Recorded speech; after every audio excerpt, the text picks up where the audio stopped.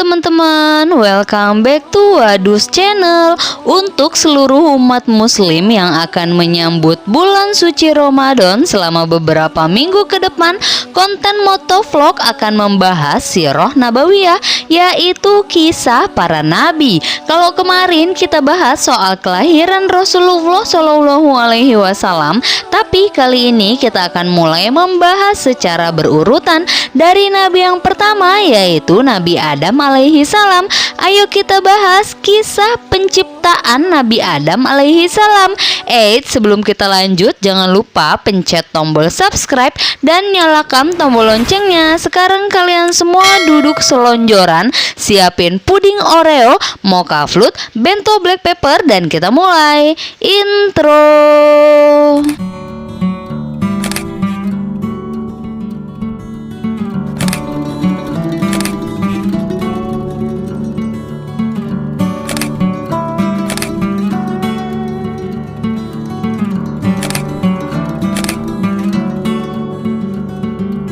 Rukun iman yang wajib diimani oleh umat Islam ada 6, yaitu iman kepada Allah, iman kepada malaikat, iman kepada kitab, iman kepada nabi dan rasul, iman kepada hari kiamat, dan yang terakhir iman kepada qada dan qadar. Pada video kali ini kita akan membahas rukun iman yang keempat, yaitu iman kepada nabi dan rasul. Seperti yang kita tahu, terdapat 25 nabi dan rasul yang harus kita tahu. Dari nabi yang pertama, yaitu Nabi Adam alaihi salam, sampai yang terakhir tentu saja Nabi Muhammad Shallallahu Alaihi Wasallam. Nabi Adam adalah manusia pertama yang diciptakan oleh Allah Subhanahu Wa Taala dan penghuni bumi. Nabi Adam tercipta dari tanah dan Allah Subhanahu Wa Taala memuliakannya dengan memberi pengetahuan tentang alam semesta. Nabi Adam diberi banyak pengetahuan yang akan menjadi mukjizatnya. Wujud Nabi Adam diciptakan lengkap dan sempurna. Nabi Adam memiliki tinggi tubuh yang berbeda dengan manusia saat ini. Tinggi badannya mencapai 60 hasta atau sekitar 18 meter. Sangat tinggi dibanding kondisi tubuh manusia pada umumnya. Hal ini bisa menjelaskan mengapa Ka'bah sangat tinggi dan pintu masuknya sangat besar. Para nabi setelah Nabi Adam juga memiliki postur tubuh yang hampir mirip dengan beliau. Kisah terciptanya Nabi Adam alaihi salam tidak terlepas dari kisah terciptanya Siti Hawa sebagai pendamping hidup Nabi Adam alaihi salam. Daripada kalian penasaran, ini dia kisah penciptaan Nabi Adam alaihi salam. Dikisahkan dalam kitab suci Al-Quran bahwa Allah bercakap-cakap dengan malaikat. Allah memberitahu malaikat bahwa akan ada penciptaan makhluk yang dinamai manusia. Manusia akan mengemban tugas sebagai khalifah di muka bumi.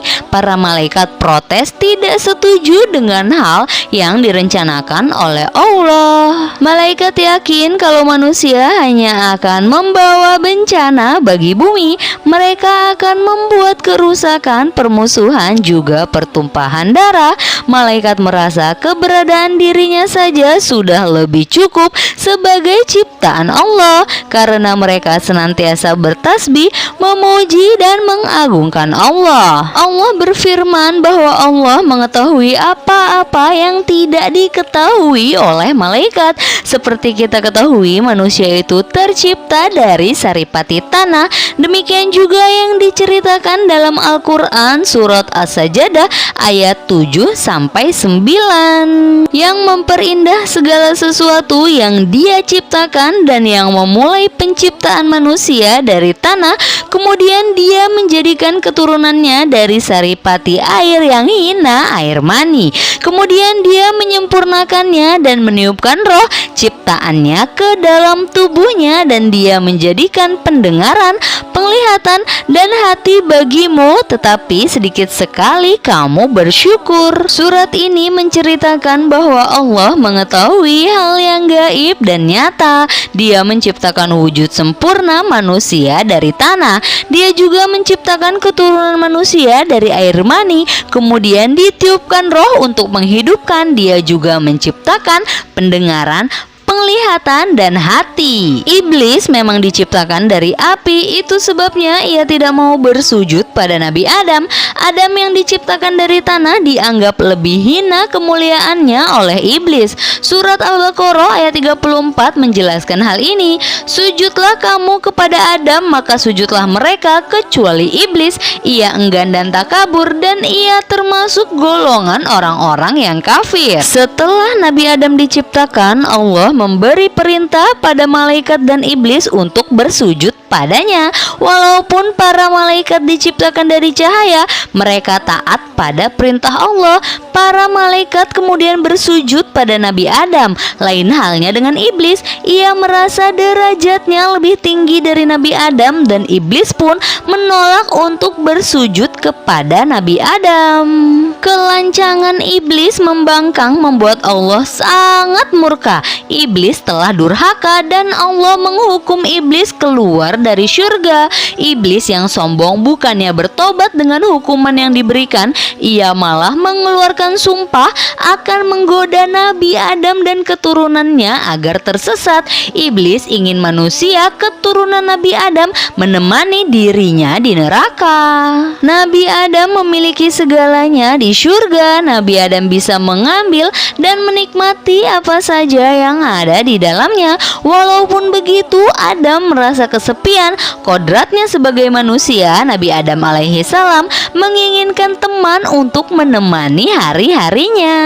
Mengetahui Nabi Adam yang kesepian, Allah akhirnya menciptakan Siti Hawa. Siti Hawa diciptakan dari tulang rusuk Nabi Adam ketika beliau sedang tertidur. Nabi sangat senang dengan kehadiran Hawa. Hasratnya sebagai manusia yang butuh pasangan pun terjawab. Allah mengizinkan Adam dan Hawa untuk menikmati apa saja yang ada di dalam surga, terkecuali mendekati pohon buah kuldi, apalagi sampai memakannya. Ada maksud tertentu dari larangan yang Allah berikan pada Adam dan Hawa.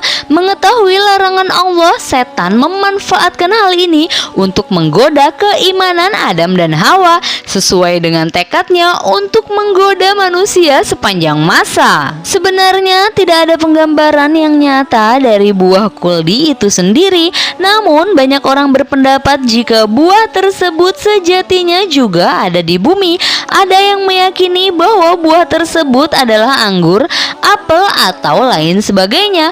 Pendapat tersebut tidak pernah mendapatkan bukti nyata karena Al-Quran sendiri tidak pernah mendeskripsikan bagaimana wujud dan rasa buah khuldi. Setan kemudian berbisik pada Adam dan Hawa tentang keistimewaan pohon khuldi. Kisah ini tertulis di Al-Quran surat Toha ayat 120. Wahai Adam, maukah aku tunjukkan kepadamu pohon keabadian khuldi dan kerajaan yang tidak akan binasa? Demikian iblis membujuk mereka. Khuldi sendiri merupakan nama pemberian iblis. Iblis menghasut Adam dan Hawa dengan mengatakan maksud Allah melarang mereka, bahwa Allah disebutkan oleh iblis tidak mau membuat Adam dan Hawa kekal. Iblis dengan penuh semangat merayu mereka untuk memakan buah terlarang tersebut. Adam dan Hawa yang dilengkapi dengan nafsu sebagai manusia akhirnya tergoda. Rayuan iblis berhasil menggoyahkan keimanan mereka dan membuat mereka tidak mentaati perintah Allah. Ketika Adam dan Hawa memakan buah kuldi, sesuatu yang memalukan terjadi. Nabi Adam dan Hawa menyadari kalau tubuh mereka menjadi telanjang. Selain itu, Adam juga merasakan sakit perut yang hebat. Adam baru merasakan rasa ingin buang hajat dan ia kebingungan. Surga adalah tempat suci, apa sepantasnya mengotorinya? Demikian yang ada dalam pikiran Adam. Allah kemudian menyindirnya atas keinginan tersebut, sekaligus juga menyindir tentang ketidaktaatannya. Surat Al-A'raf ayat 22 sampai 23 menceritakan kejadian ini. Dalam surat ini Allah mengingatkan akan larangannya pada Adam, juga mengingatkan Adam akan peringatannya tentang kebusukan setan. Adam kemudian memohon ampun dan bertaubat pada Allah. Diceritakan Hawa digoda iblis dalam wujudnya yang berupa ular, namun tidak dijelaskan siapa dahulu yang memakan buah terlarang itu. Namun menurut cerita, Nabi Adam memakan buah khuldi hanya sampai di lehernya, sedangkan Siti Hawa memakan buah khuldi sampai di dadanya. Bisa dikatakan pohon khuldi diciptakan sebagai cobaan bagi Adam dan Hawa, ujian dari ketaatan seorang hamba pada penciptanya. Namun terlepas dari itu semua, Allah memang menakdirkan manusia untuk turun ke bumi dan menjadi pemimpin di tempat itu. Manusia diciptakan bukan dengan maksud untuk pemimpin di surga. Meskipun Adam dan Hawa telah bertaubat, Allah tetap memberikan hukuman pada mereka dengan turun ke bumi. Nabi Adam dan Hawa tidak diturunkan pada tempat yang sama. Nabi Adam diturunkan di puncak Bukit Sri pada daerah Sri Lanka, sedangkan Siti Hawa diturunkan di daerah Arab Saudi. Mereka berdua bingung dan sedih karena diturunkan terpisah. Namun Nabi Adam dan Siti Hawa yakin bahwa satu sama lainnya suatu saat akan bertemu lagi. Setelah 40 hari mereka pun dipertemukan kembali oleh Allah di Jabal Rahmah.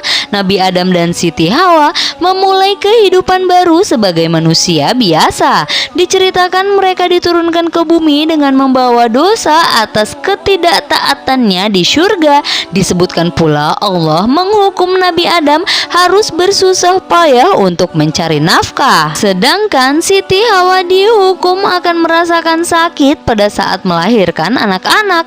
Sementara ular yang menggoda mereka dihukum berjalan dengan perut selamanya di bumi. Dosa yang pada akhirnya menjadi takdir bagi manusia. Kaum laki-laki dengan kewajiban menafkahi dan kaum wanita berkewajiban mengurus anak-anaknya. Adam dan Hawa kemudian belajar bercocok tanam serta cara bertahan hidup di bumi.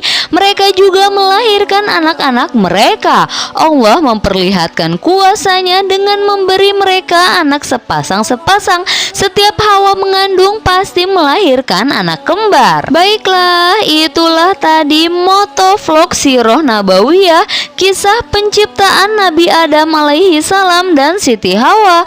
Peristiwa Nabi Adam alaihi salam dan Siti Hawa yang melanggar perintah Allah membuktikan sesuatu, bahwa tidak ada yang akan didapat dari ketidaktaatan pada Allah selain dari keburukan. Hal ini sekaligus menjadi pengingat bagi kita umat manusia di seluruh muka bumi, bahwa keselamatan dalam hidup akan kita dapat jika kita mematuhi segala perintah Allah Subhanahu wa Ta'ala. Selesai. Kalau gitu jangan lupa subscribe dan nyalakan tombol loncengnya supaya kalian gak ketinggalan video-video seru Wadus lainnya. Sampai ketemu di video selanjutnya ya. Dadah.